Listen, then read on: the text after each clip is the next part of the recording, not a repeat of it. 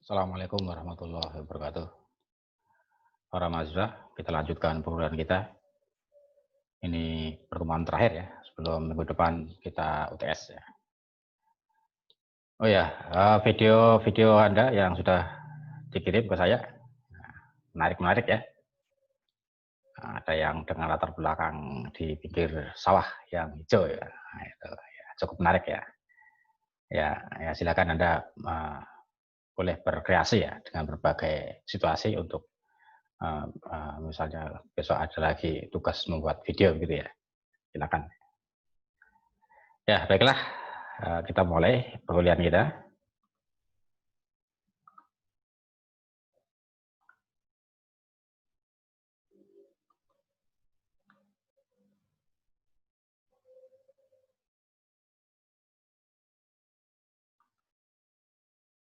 Nah ini materi kita kali ini.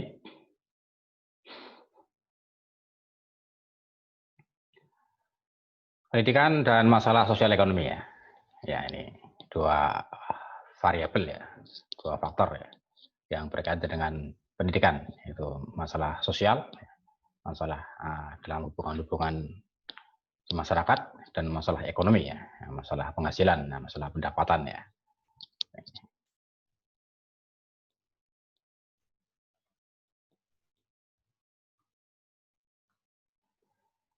Ya, kontribusi pendidikan terhadap pertumbuhan ekonomi pada umumnya signifikan ya, dari sisi produktivitas tenaga kerja. Ini secara umum begini ya, bahwa semakin tinggi tingkat pendidikan akan semakin punya signifikansi ya, punya arti ya, punya makna ya, dari sisi produktivitas tenaga kerja ya. Seharusnya begitu ya, semestinya begitu.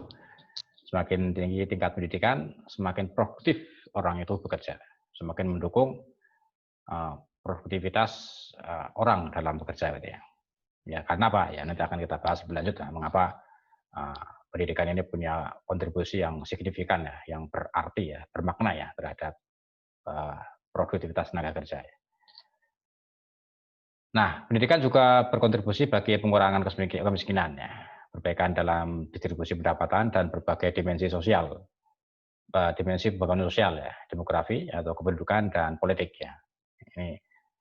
Ini masih gambaran umum ya. Nah, kalau tadi secara ekonomi, ini secara sosial ya. Jadi secara sosial pendidikan punya sumbangan ya, punya kontribusi terhadap pengurangan kemiskinan ya. Nah, semestinya semakin baik tingkat pendidikan ya, maka semakin banyak orang yang bisa menciptakan lapangan kerja ya.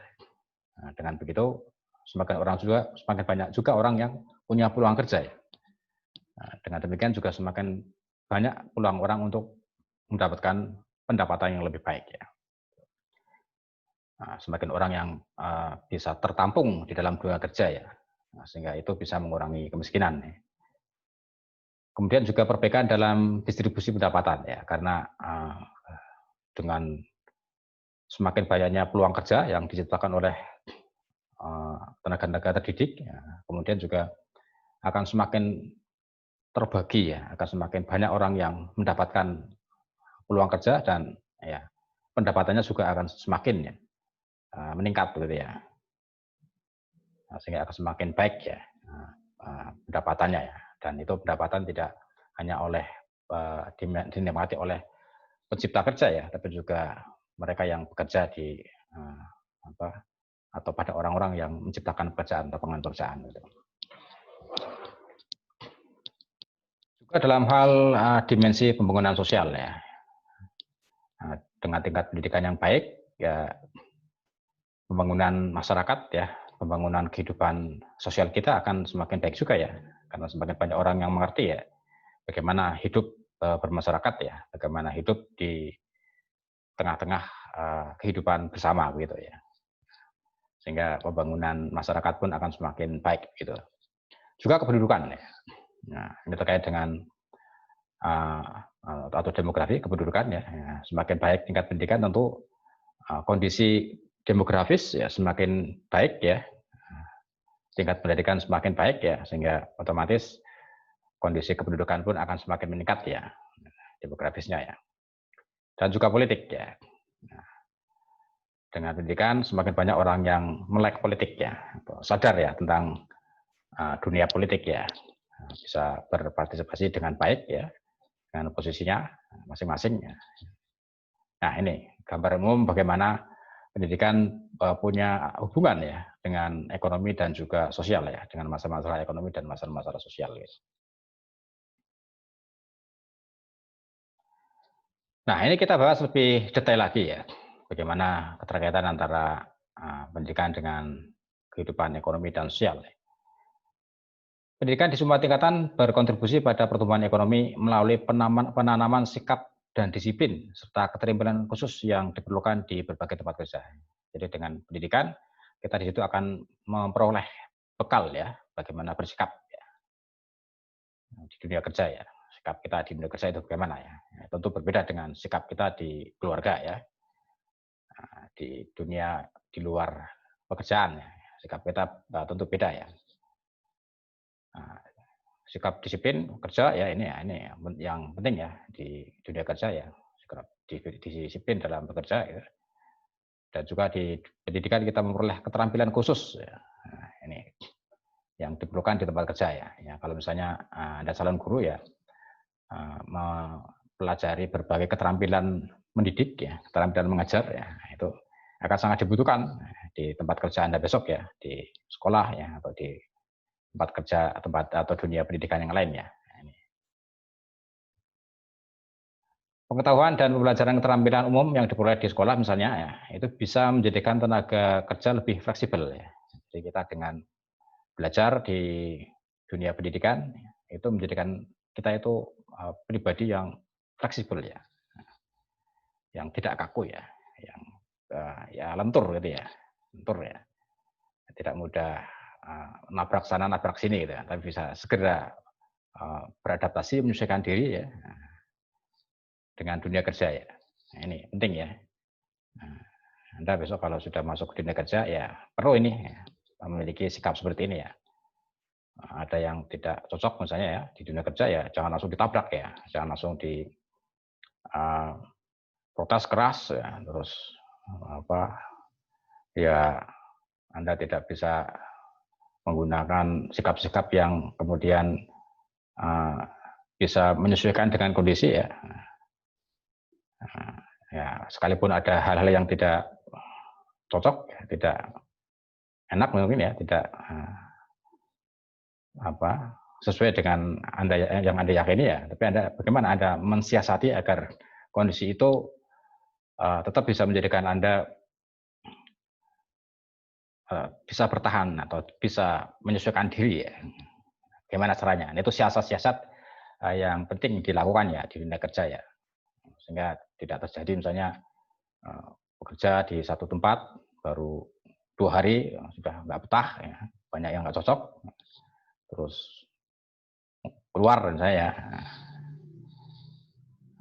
baru 1 minggu ya, wah sudah banyak sekali yang tidak dicocoki gitu ya, terus langsung memutuskan untuk keluar ya itu. Nah ini berarti fleksibilitasnya ya dan adaptabilitasnya kurang gitu ya. Ya sekalipun banyak yang nggak cocok ya, bagaimana mensiasatinya agar syukur-syukur bisa mendorong ke arah perubahan-perubahan yang lebih baik gitu ya. Nah, sehingga Anda kemudian menjadi semakin nyaman di situ gitu. Pendidikan juga memberi kontribusi terhadap pertumbuhan ekonomi dengan meningkatkan kesehatan ya. Ya, karena dengan pendidikan yang semakin baik juga akan tahu banyak ya tentang hal-hal yang berkaitan dengan kesehatan ya. Dan mungkin juga berkontribusi terhadap stabilitas politik ya nih ya. Karena dengan semakin pendidikan yang baik semakin banyak tahu ya, semakin paham ya tentang dunia politik juga ya. Sehingga ketika terjadi peristiwa-peristiwa politik ya juga bisa menyesuaikan diri ya, bisa bersikap, ya, bertindak ya, yang tetap dalam koridor sehingga tidak mengganggu ya kondisi politik di negara kita gitu ya. Nah, ya, jadi stabilitas politik tetap ya bagi negara kita perlu dijaga ya, karena demi keberlangsungan kehidupan berbangsa dan bernegara. Gitu. Nah, kemudian ini lebih khusus lagi tentang pendidikan dan pengurangan kemiskinannya. pendapatan keluarga memiliki hubungan positif yang kuat dengan pencapaian pendidikan. Ini pada umumnya begitu ya. Pendapatan sebuah keluarga itu juga akan punya keterkaitan ya dengan pendidikan anak-anaknya ya. Karena pada ya tidak bisa dipungkiri pendidikan ini membutuhkan biaya gitu ya. Sehingga ya secara umum keluarga-keluarga yang berpenghasilan baik itu juga akan menyediakan ya atau memberi peluang ya kepada anak-anaknya untuk mendapatkan pendidikan yang lebih baik juga ya. Ya walaupun tidak semuanya berlaku umum ya, ada hal-hal khusus yang bisa jadi ia atau seseorang anak berasal dari keluarga yang biasa saja ya, tapi karena prestasinya ya, tapi karena kerja kerasnya ya, kemudian dia memperoleh pendidikan yang baik ya, sampai mencapai tingkat pendidikan yang baik ya, itu ya tidak mustahil gitu ya. Ya, misalnya dapat karena dia anak itu disiplin, ya, kerja keras, belajar keras ya, berprestasi ya, walaupun dari keluarga kurang mampu ya, tapi kemudian dia selama sekolah mendapat beasiswa begitu, wah ini juga bisa menjadi faktor ya, selain faktor pendapatan ya. Ya, ini saya cerita ya, ini bukan curhat ya ini. Saya juga termasuk dari latar belakang keluarga yang biasa lah, gitu ya, secara ekonomi ya. Orang tua saya, bapak ibu saya petani ya. Dengan lahan persawahan yang dimiliki tidak terlalu luas ya biasa lah gitu ya. Yang cukup untuk kebutuhan sehari-hari saja gitu. Sehingga dulu saya begitu lulus SMP sempat tidak sekolah ya 1 tahun ya. Karena orang tua belum siap untuk menyekolahkan saya sampai ke SMA gitu ya. Sehingga saya berhenti sekolah SMP, ya. Kemudian saya selama 1 tahun ya, itu membantu orang tua bekerja ya, ya di sawah ya di rumah ya, sambil menabung ya, sambil mengumpulkan uang untuk sekolah ke SMA ya. Sehingga begitu 1 tahun, kemudian sudah terkumpul uang yang cukup ya, akhirnya saya mendaftar sekolah SMA gitu ya, dan masuk ke SMA ya. Dan selama sekolah di SMA ya 3 tahun itu juga saya terus bekerja ya, membantu orang tua ya di sawah ya di rumah ya, dan dari hasil atau bekerja kepada orang lain ya, kepada tetangga, kepada saudara yang membutuhkan tenaga saya waktu itu ya saya ikut bekerja ya. Dan hasil dari pekerjaan itu saya tabung ya, saya kumpulkan ya selama 3 tahun. Sehingga begitu lulus SMA ya ada bekal ya untuk melanjutkan kuliah ya. Saya ingat waktu itu saya masuk kuliah itu dengan modal uang 900.000 tahun 92 itu ya. Itu tabungan saya memasuki perguruan tinggi ya. Nah, dan waktu itu segitu sudah cukup banyak ya. Kalau sekarang mungkin sekitar 9 juta gitu ya. Ya itu dari hasil menjual sapi 2 ekor waktu itu ya. Yang saya pelihara selama 3 tahun itu ya di rumah ya. Ya itu ya kenang-kenangan ya. Ya sekali lagi ini bukan curhat ya, ini berbagi pengalaman ya. Ya kembali ke sini ya, bahwa pendapatan keluarga memang punya hubungan yang positif ya dengan pencapaian pendidikannya. Secara umum gitu ya, tapi tidak selamanya begitu ya. Nah, misalnya ini ada studi, ada hasil penelitian ya di Filipina misalnya, menunjukkan bahwa anak-anak di keluarga miskin dan pedesaan memiliki tingkat putus sekolah yang tinggi ya dan skor rendah pada tes prestasi. Masyarakat miskin juga sering merasa sulit untuk merekrut dan mempertahankan guru yang berkualitas ya ini karena keluarga yang kurang mampu ya. Ternyata di Filipina ini punya hubungan dengan prestasi ya. Barangkali karena keluarganya kurang mampu, anaknya di rumah sering diminta untuk membantu orang tuanya bekerja ya, tidak punya waktu untuk belajar ya, sudah sampai sekolah sudah lelah ya, pemikirannya sudah tenaga dan pikirannya sudah tersita di rumah untuk kerja, itu ya akhirnya berdampak pada prestasinya ya. Ya ini di Filipina ya. Ya tidak berlaku umum juga ya pada Masyarakat Indonesia kadang-kadang ada anak dari keluarga tidak mampu ya di rumah bekerja ya, membantu orang tua ya, tapi ternyata di rumah juga di sekolah juga berprestasi ya. Ini juga ya tidak mustahil juga begitu. Ini di Filipina. Di Thailand 99% penduduk miskin tidak memiliki pendidikan atau kurang dari pendidikan menengah ya. Hampir semua miskin ya. Nah, ini di Thailand itu ya 90% itu dari penduduk miskin tidak memiliki pendidikan atau kurang pendidikannya di tingkat pendidikan menengah ke bawah ya. Ini survei di Thailand. Di Pakistan hampir semua orang miskin buta huruf. Wah ini berarti tidak memperoleh pendidikan ya, pendidikan formal gitu ya. Nah, kemudian Carnoy ini memberikan analisis bahwa ada dua pandangan sosial yang berlawanan tentang pendidikan ya. Ini keterkaitannya dengan ekonomi, masalah ekonomi dan sosial ya. Yang pertama bahwa pendidikan menekankan pada akumulasi modal ya. Kayak modal ya, Jawa ya, mengumpulkan modal ya. Nah, jadi sekolah itu dijadikan sebagai media untuk mengumpulkan modal ya. Ya, semakin tinggi ya nanti ya karena modalnya kan banyak ya, perlu banyak modal untuk sampai ke pendidikan tinggi ya, sehingga nanti begitu lulus juga ya berusaha keras untuk mengembalikan modal yang sudah keluar ya, sehingga setelah lulus akhirnya ya berjuang keras untuk mengumpulkan modal ya, mengganti biaya yang sudah dikeluarkan selama sekolah gitu ya, akumulasi modal ya. Nah, ini ya layaknya kayak orang kayak pengusaha gitu ya, kayak orang berdagang ya. Sekolah itu ibaratnya begitu ya. Dalam rangka untuk terus bagaimana agar modalnya semakin baik, semakin banyak ya, sehingga perdagangannya ya jual belinya semakin meningkat ya pendapatannya. Gitu. Pada sisi lain juga ada yang menekankan pada kesetaraan sosial ya. Jadi pendidikan tidak hanya sekedar pada berorientasi pada pengumpulan modal ya. Ya kasarnya mengumpulkan harta benda gitu ya, atau modal lain ya. Tapi juga dalam rangka untuk menciptakan kesetaraan sosial ya. Jadi ada upaya-upaya untuk menjadikan masyarakat ini memiliki kesetaraan ya secara sosial ya. Nah, kalau di dunia pendidikan ya setara secara peluang-peluang untuk memperoleh pendidikan gitu ya, untuk mendapatkan pendidikan gitu ya. Jadi tidak hanya pemilik modal saja yang bisa mengenyam pendidikan sampai tingkat tinggi ya, tapi juga masyarakat bawah, masyarakat miskin juga bisa ya. Mempunyai hak yang sama ya, yang setara ya untuk mendapatkan pendidikan ya.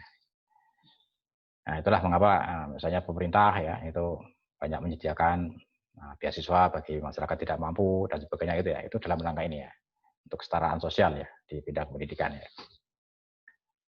Ada konflik inheren ya, atau yang melekat antara peran sekolah dalam mempersiapkan tenaga kerja untuk modernisasi ekonomi dan perannya dalam menyamakan kesempatan dan menyediakan kesempatan sosial.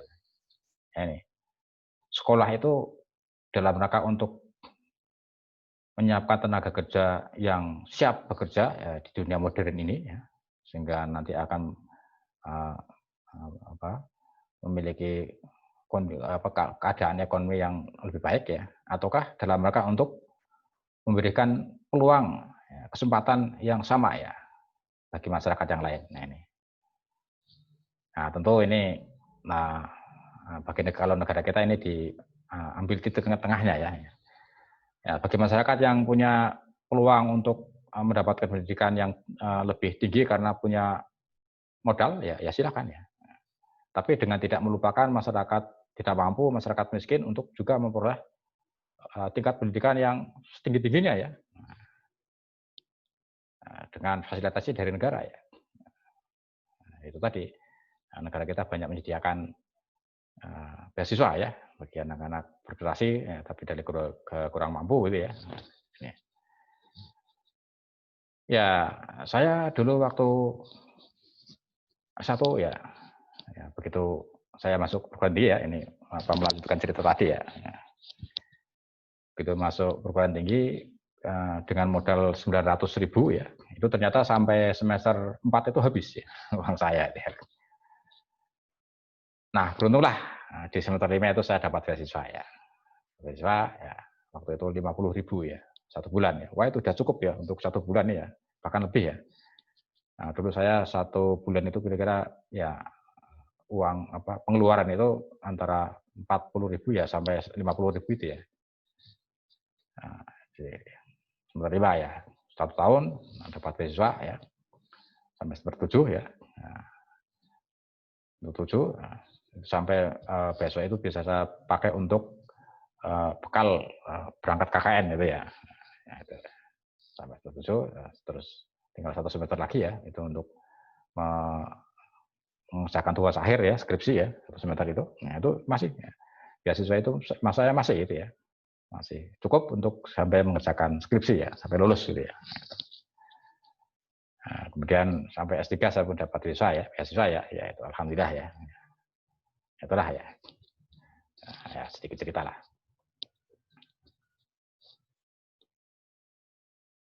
Analisis Carnoy mungkin berlaku ya, dan banyak literatur internasional membenarkan prioritas pada pendidikan dasar atas dasar kontribusinya terhadap produktivitas. Ya. Pergeseran prioritas dari pendidikan tinggi ke pendidikan rendah juga dapat dipertahankan ya, dan ekuitas dan budaya dasar ya, misalnya untuk mobilitas sosial. Jadi penekanan pendidikan pada tingkat dasar ya, pendidikan dasar ya, seperti di negara kita ini ya, ini yang diprioritaskan kan pendidikan dasar ya, wajib belajar sampai 9 tahun ya. Itu juga ditujukan dalam rangka untuk mobilitas sosial ya. Jadi masyarakat yang belum beruntung ya, secara ekonomi keluarganya itu dapat meningkatkan mobilitas sosialnya dengan bisa mencapai paling tidak pendidikan tingkat dasar ya, tingkat dasar selesai gitu ya. Nah, syukur-syukur sampai ke pendidikan tinggi ya, itu dalam rangka untuk mobilitas sosial ya. Nah, jadi merubah kondisi sosial ekonomi keluarga melalui pendidikan ya, sehingga akan mencapai meningkatkan atau mencapai mobilitas sosial ya. Nah, jadi misalnya dari masyarakat dulu biasa ya dan mulai meningkat ya kondisi ekonomi dan sosialnya gitu ya. Nah, itu melalui pendidikan ya. Ya ini saya mengambil contoh saya lagi nih ya. Ya saya dulu waktu masih SMA ya menyadari ya orang tua itu kondisi ekonominya biasa ya, sawah juga tidak seberapa luas gitu ya. Kalau saya kemudian mengandalkan apa yang dimiliki orang tua ya, dengan keterbatasan itu ya barangkali saya susah untuk melakukan mobilitas sosial ya. Ya mudahnya kalau saya tidak sekolah ya nanti saya pada akhirnya akan bekerja mengerjakan sawah orang tua ya yang tidak seberapa itu gitu ya. Ya bisa jadi saya agak susah untuk melakukan mobilitas sosial ya. Bisa tapi ya mungkin agak tantangannya berat itu ya. Sehingga saya memutuskan untuk sekolah ya. Kalau bisa ya sekolah tinggi-tingginya ya. Ya dan syukur alhamdulillah bisa sekolah sampai lulus ya S3 ini ya. Ini sangat saya syukuri ya. Kemudian penekanan pada pendidikan dasar memungkinkan pendidikan kelompok berpenghasilan rendah dan akses sosial ya. Prioritas ini selanjutnya memungkinkan penargetan pada daerah terpencil dan masyarakat marginal ini. Nah, pendidikan banyak diutamakan pada pendidikan dasar ya, sehingga kelompok masyarakat bawah itu bisa memiliki akses ya, akses ekonomi, akses pendidikan ya, terutama di daerah-daerah kalau sekarang 3T itu ya, terdepan, terpencil ya, dan terluar ini prioritas ya. Ya terakhir pendidikan diharapkan dapat melahirkan sumber daya manusia yang berkualitas ya. Jika tidak maka akan menyumbang pengangguran. Ini. Dengan pendidikan yang baik saja ternyata pengangguran juga masih banyak ya, apalagi dengan pendidikan yang kurang ya. Nah, ini pendidikan dalam arti luas ya, baik pendidikan formal, non formal maupun informal ya. Semua pendidikan itu punya kontribusi terhadap sumber daya manusia yang berkualitas ya. Sekalipun mungkin seorang anak tidak menempuh pendidikan formal ya sampai tinggi, tapi dia menekuni pendidikan informal, non formal ya, dan dia berhasil menjadikan dirinya sebagai pribadi yang dengan kualitas sumber daya manusia yang tidak kalah ya dengan lulusan pendidikan formal ya, bisa jadi dia juga akan jadi sosok ya dengan SDM yang berkualitas ya, dan dia bisa menciptakan lapangan kerja ya, misalnya ya, yang para pekerjanya adalah lulusan-lulusan dari pendidikan formal misalnya, bisa jadi gitu ya. Nah ini, ya ini pendidikan dalam arti luas, baik informal, formal, maupun non formal itu bisa melahirkan sumber daya yang berkualitas. Gitu. Ya begitu para pemirsa, ya terima kasih ya. Dipersiapkan dengan baik untuk minggu depan ya. Kita mulai UTS ya. Nanti untuk pengumuman UTS akan saya sampaikan soalnya nanti bagaimana ya teknisnya ya. Nah, akan saya sampaikan dalam kesempatan berikutnya ya. Ya, terima kasih. Wassalamualaikum warahmatullahi wabarakatuh.